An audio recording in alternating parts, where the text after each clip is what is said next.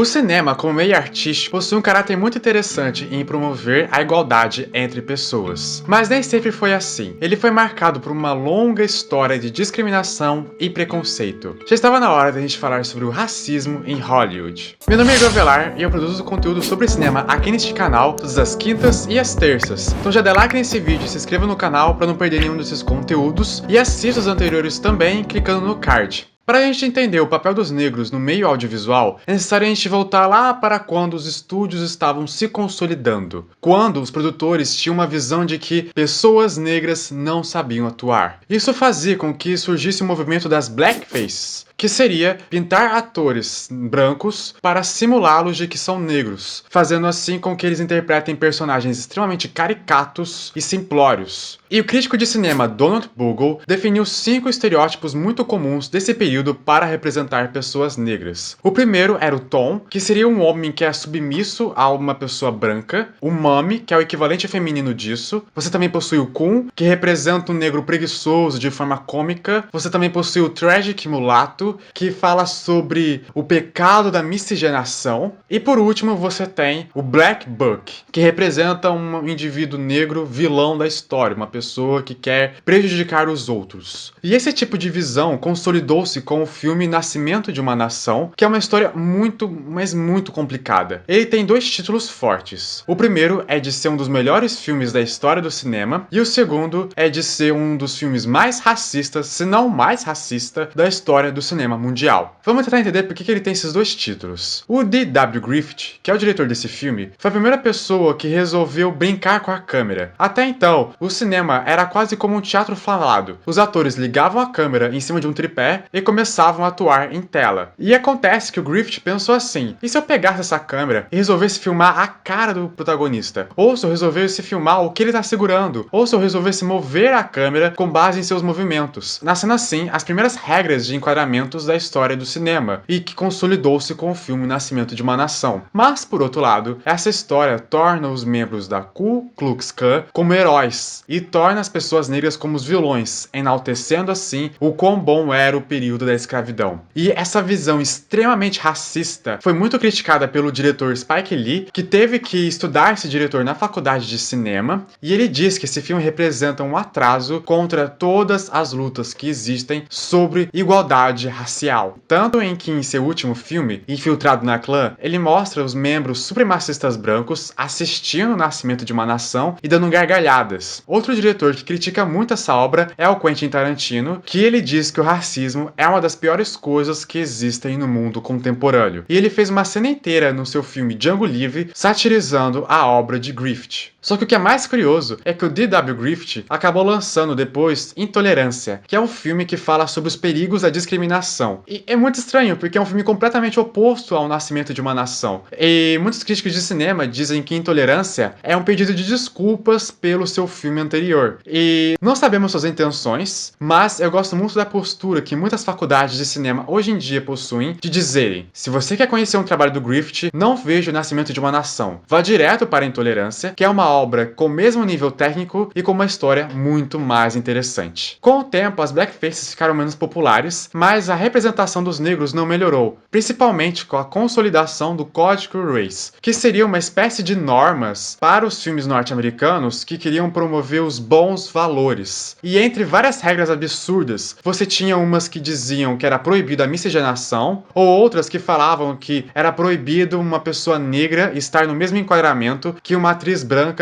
sozinho. Normas extremamente repugnantes. Mas o principal marco no papel dos negros no cinema foi quando a atriz Hattie McDaniel venceu ao Oscar de melhor atriz coadjuvante pelo filme E o Vento Levou. Isso foi muito relevante para a história do cinema, apesar de que o filme E o Vento Levou é uma obra extremamente racista também, porque ele conta sobre a perspectiva sulista da Guerra Civil, retratando as pessoas negras como submissas, fiéis aos brancos e felizes à sua condição de escravos. Mas só vamos começar a falar de uma revolução cultural quando surgiu o movimento dos Panteras Negras, que lutaram por mais liberdade dos negros. Lembrando que nesse período dos anos 60, você tinha a segregação racial. Então, em lugares públicos, você tinha espaços apenas para brancos e espaços apenas para negros, aumentando assim a desigualdade entre pessoas. E com esse movimento surgiu as Black Exploitations, que seriam obras feitas por negros para pessoas negras inspiradas no cinema B. Então você tinha muita violência e muita sexualidade, mas foi um marco importantíssimo porque deu protagonismo para pessoas negras. E é um gênero reverenciado e revisitado por muitos diretores contemporâneos, consolidando assim a carreira de Sidney Poitier, que foi a primeira pessoa negra a concorrer a 2 Oscars, e ele venceu como melhor ator pelo seu filme Uma Voz nas Trevas, de 1963. E com o tempo, filmes que falavam sobre os problemas raciais ficaram cada vez mais presentes, tornando muito popular o filme A Cor Púrpura, dirigido pelo Steven Spielberg, que ganhou crítica na página do Instagram do Arenque Vermelho. Essa representação dos negros só ganhou a de fato relevância nos anos 2000, ou seja, é quase um século de preconceito e discriminação contra os negros no meio audiovisual. E nós tivemos assim a popularização de não só atores, mas diretores e roteiristas negros, como o diretor Jordan Peele, que fez os excelentes Corra e Us, o diretor Spike Lee, como já citado, que fez obras incríveis sobre a conscientização racial, e histórias como a série de Watchmen ou o filme Cidade de Deus. Mas eu acho que o principal marco é o filme de super-herói Pantera Negra, que é a primeira história da Marvel que possui um protagonista negro depois de quase 10 anos do universo cinematográfico dela ter sido consolidado. E eu acho esse filme importantíssimo por vários motivos, principalmente pela questão do papel da arte. A verdade é, não adianta você falar para uma criança branca sobre os problemas do racismo se a única coisa que ela consome de entretenimento são histórias de super-heróis brancos e pessoas brancas fazendo coisas incríveis. Porque os meios de entretenimento são a porta de entrada, a janela que ela possui para o mundo. E se ela se acostuma a apenas pessoas brancas fazendo coisas extraordinárias, quando ela começar a ver representatividade de fato, ela vai estranhar, propagando assim a discriminação e o racismo. E é por isso que é importante a representatividade nos meios artísticos. Mostrar não só para pessoas brancas, mas para pessoas negras também, que não importa a cor de sua pele, você é capaz de fazer o que quiser. Meu maior sonho é ser diretor de cinema, e eu tenho sempre em mente que a representatividade e a diversidade são temas importantíssimos e essenciais para se contar uma história. É isso, pessoal. Não se esqueçam de ver os vídeos anteriores clicando no card. Deem seu feedback, vejam o que você achou do conteúdo e até a próxima.